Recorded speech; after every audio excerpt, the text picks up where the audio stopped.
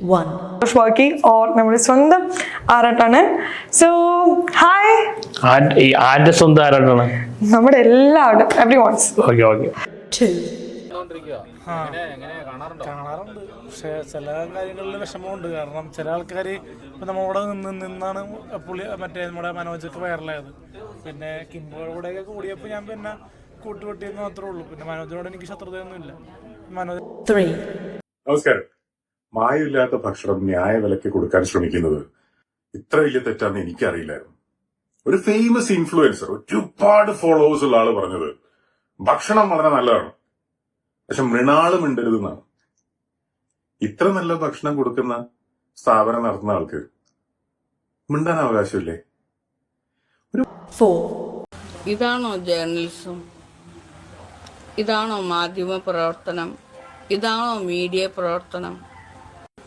പലർക്കും ഒരു ധാരണയുണ്ടായിരുന്നു,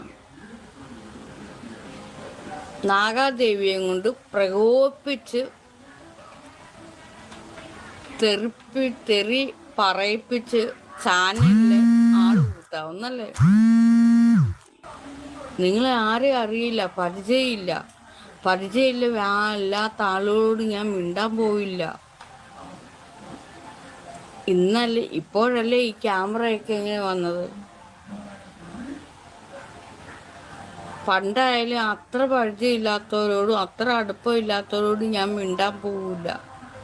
എന്നാൽ ചിലരോട് ഞാൻ ഓടിച്ചെന്ന് മിണ്ടിയും ചെയ്യും.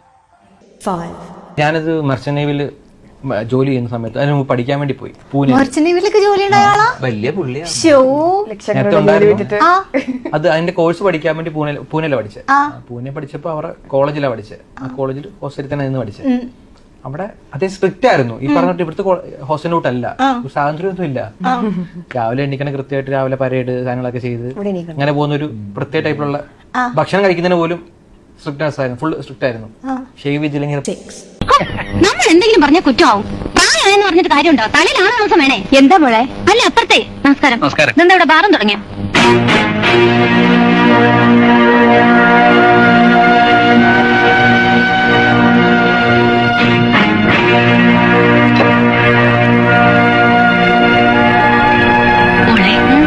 അച്ഛന് വളരെ വേണ്ടപ്പെട്ട കൂട്ടുകാരാ.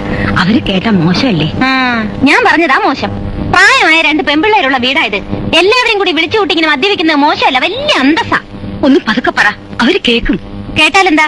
വീടും കൂടിയായിട്ട് താമസിക്കുന്നവർ ഇവിടെ വന്ന് ഈ തോന്നിവാസം കാണിക്കോ?